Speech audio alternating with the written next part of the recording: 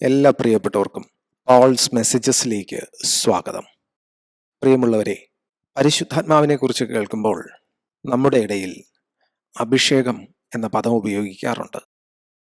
പരിശുദ്ധാത്മാവിനെ കുറിച്ച് കേൾക്കുമ്പോൾ ദൈവശക്തി എന്ന പദം നാം ഉപയോഗിക്കാറുണ്ട്.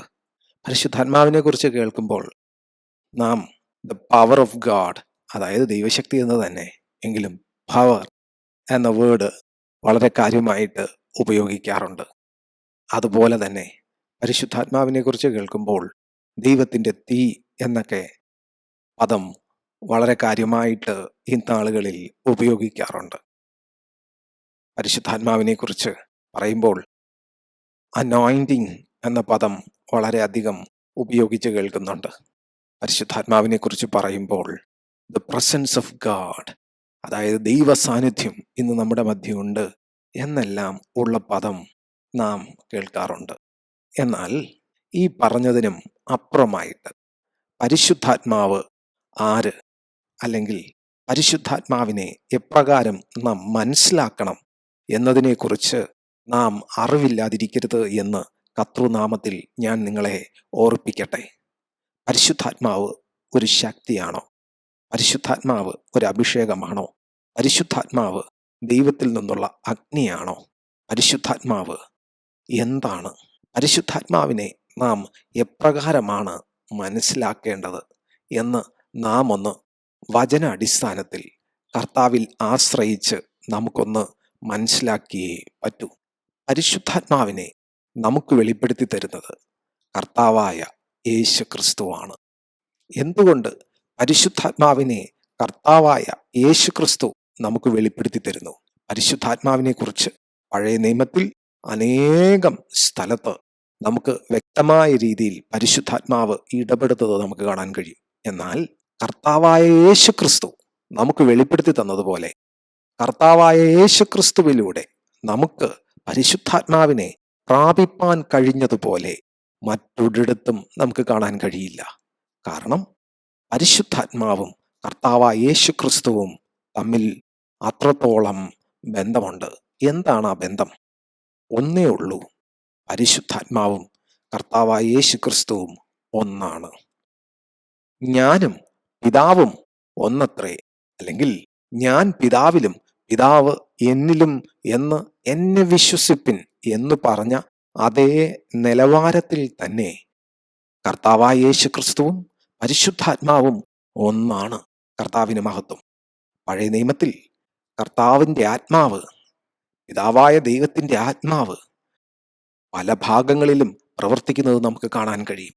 ഉൽപ്പത്തി പുസ്തകം 1-ാം അധ്യായം മുതൽ തന്നെ ദൈവത്തിൻ്റെ ആത്മാവ് പരിവർത്തിക്കുന്നതും ദൈവത്തിൻ്റെ ആത്മാവ് അവിടെ പ്രവർത്തിക്കുന്നതും എല്ലാം നമുക്ക് വ്യക്തമായിട്ട് കാണാൻ കഴിയും. എന്തുകൊണ്ട്? ദൈവം ഉള്ളയിടത്ത് ദൈവത്തിൻ്റെ ആത്മാവുണ്ട്. കാരണം ദൈവം, God himself is A spirit. ദൈവം ആത്മാവാകുന്നു. കർത്താവിന് മഹത്വം, യേശു ക്രിസ്തുവിന് മഹത്വം. നാം രൂപാന്തരപ്പെടുമ്പോൾ നാം ആത്മാക്കളാണ്. അവിടെ വിവാഹം കഴിക്കലോ അവിടെ ജഡപ്രകാരമുള്ള ഒരു കാര്യവും ഇല്ല എന്ന് കർത്താവായ യേശു ക്രിസ്തു വ്യക്തമായിട്ട് സുവിശേഷത്തിൽ നമ്മോട് സംസാരിച്ചിട്ടുണ്ട്. യേശു ക്രിസ്തുവിന് മഹത്വം. അപ്പോൾ കർത്താവായ യേശു ക്രിസ്തുവിൻ്റെ ആത്മാവാണ് പരിശുദ്ധ ആത്മാവ്. പിതാവായ ദൈവത്തിൻ്റെ ആത്മാവാണ് പരിശുദ്ധ ആത്മാവ്. കാരണം എന്താ? ദൈവം ജഡപ്രകാരം നമുക്ക് വേണ്ടി ഇറങ്ങി വന്നതാണ് കർത്താവായ യേശു ക്രിസ്തു. കർത്താവിന് മഹത്വം. ദൈവം തന്നെ തന്നെ ഒന്ന് ഇൻട്രൊഡ്യൂസ് ചെയ്യുന്ന, തന്നിലേക്കുള്ള വഴിയും സത്യവും ജീവനും നമുക്ക് കാണിച്ചു തന്നിരിക്കുന്നത് തൻ്റെ ഏകജാതനായ പുത്രനായി നമുക്ക് വേണ്ടി ഇറങ്ങി വന്ന ആ അരുമനാഥനിലൂടെയാണ് യേശു ക്രിസ്തു. പ്രിയപ്പെട്ടവരെ, യേശു ക്രിസ്തു ദൈവത്തെ നമുക്ക് വെളിപ്പെടുത്തി തന്നിരിക്കുന്നത് ദൈവത്തിൻ്റെ ആത്മാവിനെ തന്നെ നമുക്ക് വെളിപ്പെടുത്തിയാണ്. ഇതാണ് ഒരു പരമാർത്ഥമായ സത്യം. മനസ്സിലാക്കണം. യേശു ക്രിസ്തു നമുക്ക് ദൈവത്തെ വെളിപ്പെടുത്തി തന്നിരിക്കുന്നത് ദൈവത്തിൻ്റെ ആത്മാവിനെ നമുക്ക് വെളിപ്പെടുത്തിയാണ്. കർത്താവായ യേശു ക്രിസ്തുവിനെ കുറിച്ച് വചനം വ്യക്തമായി പറയുന്നത് പരിശുദ്ധാത്മാവിനാൽ സ്നാനപ്പെടുത്തുന്നവൻ എന്നാണ്. യേശു ക്രിസ്തുവിന്റെ മഹത്വം അതെന്താണ് കാണിക്കുന്നത്?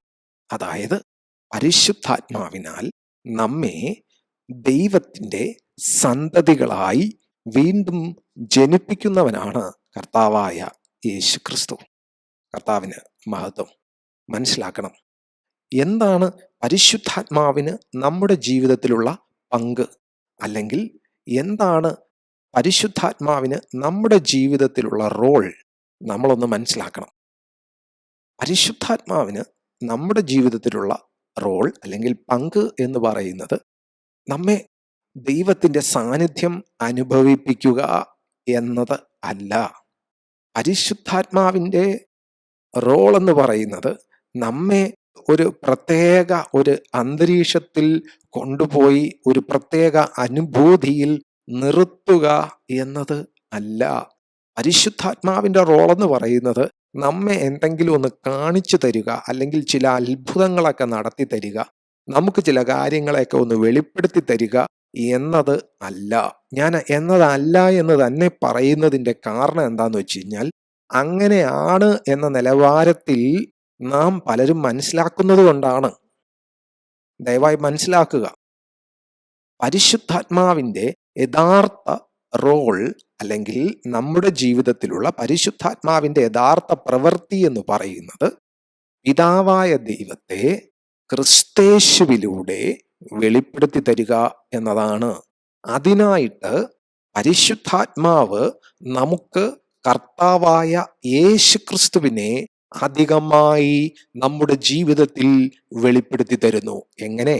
കർത്താവായ യേശു ക്രിസ്തുവുമായുള്ള ബന്ധം നമ്മിൽ വർദ്ധിക്കുമ്പോൾ, കർത്താവും നാമുമായുള്ള ബന്ധം നാം ഒന്നായി ചേർന്ന്, നാം ഒരു ശരീരമായി ചേർന്ന് മുൻപോട്ട് പോകുന്ന ആ ഒരു ബന്ധം ശരിയായിട്ട് വളർന്ന് വരുമ്പോൾ, അതിൻ്റെ ആ പക്വതയിലേക്ക് വരുമ്പോൾ, യേശുക്രിസ്തുവിന് മഹത്വം, നാം പിതാവുമായുള്ള ബന്ധത്തിലേക്ക് വരികയാണ്. കാരണം നമുക്ക് മനസ്സിലാവും, കർത്താവും പിതാവും ഒന്നാണ്. ഞാൻ കർത്താവേ എന്ന് വിളിക്കുമ്പോൾ ഞാൻ പിതാവേ എന്ന് വിളിക്കുന്നു. ഞാൻ കർത്താവേ എന്ന് വിളിക്കുന്നത് എൻ്റെ കഴിവ് കൊണ്ടല്ല, എൻ്റെ എന്തെങ്കിലും ഒരു ഗുണം കൊണ്ടല്ല, എന്നിൽ വസിക്കുന്ന കർത്താവിൻ്റെ ആത്മാവ് നിമിത്തമാണ്. എന്നിൽ കർത്താവിൻ്റെ ആത്മാവ് വസിക്കുന്നതാണ് എൻ്റെ യേശു ക്രിസ്തു എന്നോട് കാണിച്ചിരിക്കുന്ന ഏറ്റവും വലിയ കൃപ എന്ന തിരിച്ചറിവ് എൻ്റെ ജീവിതത്തിൽ വരികയാണ്. പ്രിയപ്പെട്ടവനെ, പല പ്രിയപ്പെട്ടവർക്കും പരിശുദ്ധാത്മാവെന്ന് പറയുന്നത് വളരെ അടുത്ത് നിൽക്കുന്ന ഒരു വ്യക്തിത്വമായിട്ടൊക്കെയാണ് പറയപ്പെടുന്നത്. ഞാൻ അതിനെക്കുറിച്ചൊന്നും പറയാൻ ആരുമല്ല. പക്ഷേ ഞാൻ ഒരു കാര്യം വ്യക്തമായി പറയാം, നിങ്ങൾ ഏറ്റവും അടുത്ത് നിൽക്കേണ്ടത്, നിങ്ങൾക്ക് ഏറ്റവും അധികം ബന്ധം വേണ്ടത് കർത്താവായ യേശു ക്രിസ്തുവുമായിട്ടാണ്. കാരണം കർത്താവായ യേശു ക്രിസ്തുവിലൂടെ മാത്രമേ നിങ്ങൾക്ക് പരിശുദ്ധാത്മാവുമായി ശരിയായ ബന്ധത്തിലേക്ക് വരുവാൻ കഴിയൂ. കർത്താവായ യേശു ക്രിസ്തു ആഗ്രഹിക്കുന്നത്, ചിന്തിക്കുന്നത്, പ്രവർത്തിക്കുന്നത് മാത്രമേ പരിശുദ്ധാത്മാവ് എനിക്കും നിങ്ങൾക്കും വേണ്ടി ചെയ്തു തരത്തുള്ളൂ. കാരണം നാം നമുക്കുള്ളവരല്ല, നാം കർത്താവിനുള്ളവരാണ്. നാം കർത്താവിൻ്റെ രക്തത്താൽ വിലയ്ക്ക് വാങ്ങപ്പെട്ടവരാണ്. നാം ഇവിടെ അന്യരും പരദേശികളുമാണ്. എല്ലാറ്റിലും ഉപരിയായിട്ട് നാം കർത്താവിൻ്റെ ആത്മാവിനെ അനുസരിച്ച് നടക്കുവാനായിട്ട് വിളിക്കപ്പെട്ടവരാണ്. അതിനായിട്ട് തന്നെ നമ്മെ കർത്താവ് തൻ്റെ ശരീരത്തിൻ്റെ ഭാഗമാക്കി മാറ്റിയിരിക്കുകയാണ്. യേശുക്രിസ്തുവിന് മഹത്വം.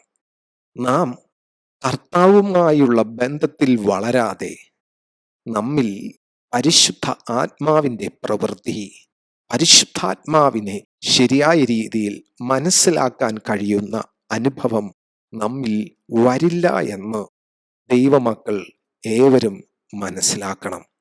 പ്രിയമുള്ളവരെ, നിങ്ങൾക്ക് പരിശുദ്ധാത്മാവിനെ കൂടുതലായിട്ട് അറിയണമെന്നുണ്ടോ?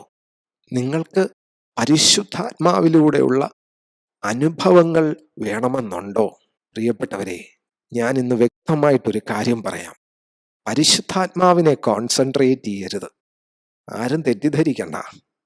പരിശുദ്ധാത്മാവിനെ തരുന്നവനെ, പരിശുദ്ധാത്മാവിനെ നമുക്ക് വെളിപ്പെടുത്തിയ, പരിശുദ്ധാത്മാവിനാൽ നമ്മെ നിറയ്ക്കുന്ന, പരിശുദ്ധാത്മാവിനാൽ നമ്മെ വീണ്ടും ജനിപ്പിക്കുന്ന, തൻ്റെ ഹിതപ്രകാരം ആണ് പരിശുദ്ധാത്മാവ് ചലിക്കുന്നത് എന്നുള്ള ആ ഒരു വ്യക്തമായ ആ സത്യം മനസ്സിലാക്കി ആ അരുമനാഥനെ വ്യക്തമായ രീതിയിൽ അറിയാനും ആ അരുമനാഥന്റെ ജീവിതത്തെ അതുപോലെ പിന്തുടരുവാനും ആ അരുമനാഥനെ പൂർണ്ണ ഹൃദയത്തോടും പൂർണ്ണ ആത്മാവോടും പൂർണ്ണ മനസ്സോടും പൂർണ്ണ ശക്തിയോടും കൂടെ സ്നേഹിക്കാനും ആ സ്നേഹത്തിലൂടെ ആ പിതാവിനെ തിരിച്ചറിയുവാനും ആ പിതാവിൻ്റെ സന്തതിയായി മാറുവാനും നിങ്ങൾക്ക് ഈ ചെറിയ ജീവിതത്തിൽ കഴിഞ്ഞാൽ നിശ്ചയമായിട്ടും പരിശുദ്ധാത്മാവിനെ നിങ്ങൾ മനസ്സിലാക്കി, നിശ്ചയമായിട്ടും പരിശുദ്ധാത്മാവ് നിങ്ങളുടെ ഉള്ളിലുണ്ട്, നിശ്ചയമായിട്ടും നിങ്ങൾ ആത്മാവിനെ അനുസരിച്ച് നടക്കുന്നവരും ജഡത്തിൻ്റെ പ്രവൃത്തിക്ക് അനുകൂലമായി നിൽക്കുന്നവരും അല്ലാതിരിക്കും. ഈ വചനങ്ങളാൽ കർത്താവ് നിങ്ങളെ അനുഗ്രഹിക്കട്ടെ. ആമേൻ. പ്രിയമുള്ളവരെ, താല്പര്യമെങ്കിൽ സബ്സ്ക്രൈബ് ചെയ്യുക. താല്പര്യമെങ്കിൽ മറ്റുള്ളവർക്ക് ഈ മെസ്സേജ് ഷെയർ ചെയ്യുക. കർത്താവിൻ്റെ കൃപ കൂടിയിരിക്കട്ടെ. God bless you.